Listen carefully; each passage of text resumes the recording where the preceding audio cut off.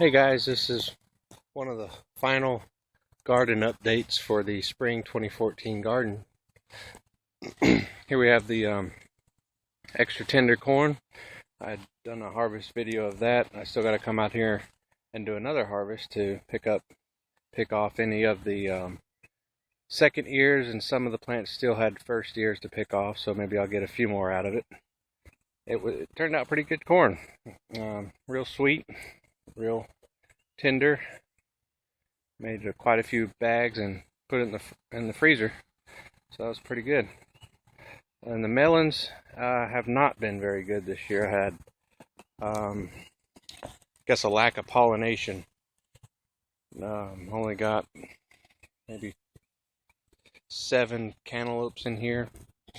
One there, some little ones down here, a little one over here, and I picked a couple yesterday. One I was hopeful it was going to be bigger, but I picked it and it turns out it had split, so it was no good. And I've been dealing with these varmints horribly this year. These are leaf-footed stink bugs. Been driving me crazy out here and just can't seem to get rid of them. But the Hale's Best Cantaloupe, looks alright. It did seem to bounce back from the disease it had there in the middle. I gave them a feeding. They bounced back, but I still didn't have any pollinators. I don't know if you can see, I got actually a couple more cantaloupe inside there. It's hard to get through all these vines. Here's a couple more in here. 1, 2, 3 in there. The sugar baby watermelons, I did not get very many of those either. I have one here, some weeds, one there. I've picked 3 other ones. So far they're really good, really sweet watermelons. My only complaint was they had a lot of seeds, big black seeds. Guess it's easier to pick them out, but they just seemed like there was quite a bit of them. Well, they're doing all right. I was just hopeful to have more of them, considering each cantaloupe was 4 plants, the watermelon was 4 plants, and only get maybe 2 or 3 melons out of each plant. Wasn't all that great. They're weed. I don't know if some of you have seen some of my comments that I'm a bit OCD about weeds. Well, weeds have defeated me this year with all the weather we've had. I haven't had a chance to get out here and do much with the weeds.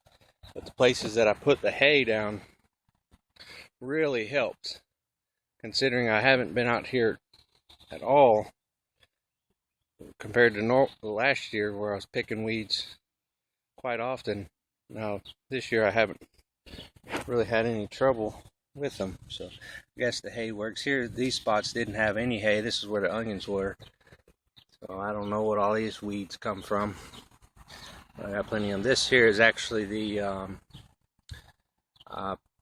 pink eye peas. I'm doing pretty good. Seem to bounce back from the bug damage I had. The rain keeps raining pretty bad around here, and every time the beans get tall, the rain pushes them down, lays them over. But these didn't seem to lay over as bad as my other beans did. And they're a mess. And I don't know if you ever gotten a bad haircut and just kind of like, what the heck happened? That's kind of what happened to my tomatoes. I gave them a severe haircut with the heat, humidity, rain.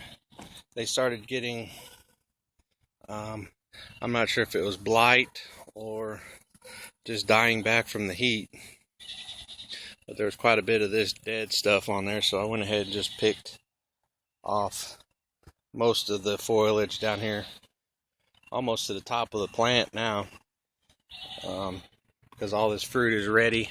I'll be out here picking the next couple of days all these tomatoes, all the ripe ones anyway. And there's just lots and lots of tomatoes here. And I've already canned 32 pints of salsa. I'm probably going to do another batch of salsa and switch to maybe pizza sauce and spaghetti sauce. Here we have a little bit of bird damage. I mentioned I had bird damage in my one of my older videos, and these were my helpers. And considering how many tomatoes there is out here and how many I've harvested, and only having at this point probably 10 tomatoes that have had bird damage, I think these ornaments are pretty effective out here. So if you have extra Christmas ornaments, red ones, probably any orange ones will do as well. Just go ahead and put them on your cages around your tomatoes.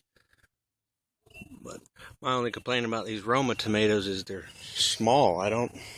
I'm guessing it's a seed. It's a got it from Lowe's. It was the Ferry Morris, I believe it was, seed company. So maybe they just have small Roma tomatoes and they're not very big size. Here's also the tomato plants. This is where I've had most of the stink bugs. I tried quite a bit with some organic stuff to get them out, but it wasn't working. I thought they'd die, but they didn't. So I came out here with a synthetic garden safe product, and that took care of the stink bugs. And here's the peppers. I pretty much have confirmed this is not a Trinidad scorpion. If it is, it ain't a hot Trinidad scorpion. I was picking here the other day, and I picked one, and I said, oh, I'm just gonna lick it and see if it's hot. It didn't do nothing. It wasn't hot at all. My jalapenos are much hotter than that pepper is. There's a sweet banana peppers. Still loaded down. I've picked, I don't know how many bowls of these things. Several bowls. I've been using them in the salsa and stuff like that, eating fresh. Put them in the skillet with some oil and some onions, saute them a little bit. Pretty good. I picked a whole bunch of the bell peppers out of here. I had a large basket of bell peppers. These are what's left. There's not the real big ones are already picked out of here, but some are bigger than my fist, so they're quite large in there. Peppers really haven't been affected with bugs this year. I guess they're just not into them. They've just been after my tomatoes. Those stink bugs have been after my tomatoes. This is where the potatoes were. And then we have the pole beans. I'm not real excited about these this year. I'm just now starting to get some of the Lima beans to form, but these here are suffering from rust. I keep coming out here picking it off. I've tried neem, I've tried sulfur, I've even tried the daconil fungicide. That doesn't seem to work either, so I think I get rid of it, and then it just spreads again. So pretty much a failure in terms of lima beans, butter beans. And the green beans, they look nice. I don't have very many in here. I've seen quite a bit of flower, so maybe we're going to be starting to get green beans out of here. I've picked, I think, four green beans total so far, and that is all that I've found in here to pick. So I think it's mostly due with all this was a month late. I should have planted right around April 1st, and I ended up planting all this April 21st. So being a month late kind of made this pretty bad, and all the rain we've had has made this impossible to get in here and do anything with these dry beans. This here is the black beans. What happened when it rained, they all fell over on the sides, and they started growing back up again, and it just kind of made this whole area full of beans. It's the same with this is the kidney beans. See how easy these things, they just fall over with the rain. I'm probably gonna buy many more of these tomato cages. They're fairly cheap, and they seem to be pretty effective down here in the pinto beans, but I could barely walk down my fence here with these beans. I don't know if next year I'll plant the dual alternating rows down each row here, or I'll just do one little row down there.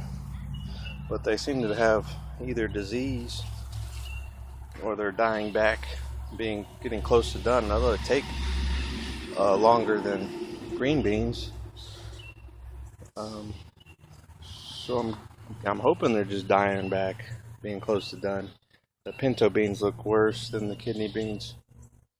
And these Vermont cranberry here. What makes me think that they might not be dying back is I still got flowers. So it's probably the heat and humidity, the wetness that is causing them to get a bit unhealthy and just give up. As you can see, these pinto beans they're loaded in there. There's tons of pinto beans in there. Plants are dying. I'm guessing maybe they're just done. I don't know, it's first year I've done dried beans in the spring, so last fall I did them, and the frost hit them, and that's what killed them off. But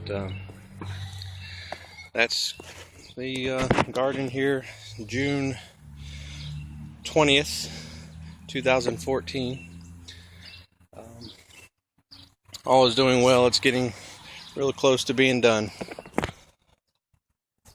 I'll be probably making another video of picking all these tomatoes to show you what I got out of all that. And then once I cut the tomatoes down, I'll probably make a video on what I do with these tomato cages for storage. That's some people's major complaint about remesh tomato cages. They don't know how to store them without taking up a ton of space. So I'm going to go ahead and make a video of what I create for that. Alright. You guys take care, and happy gardening.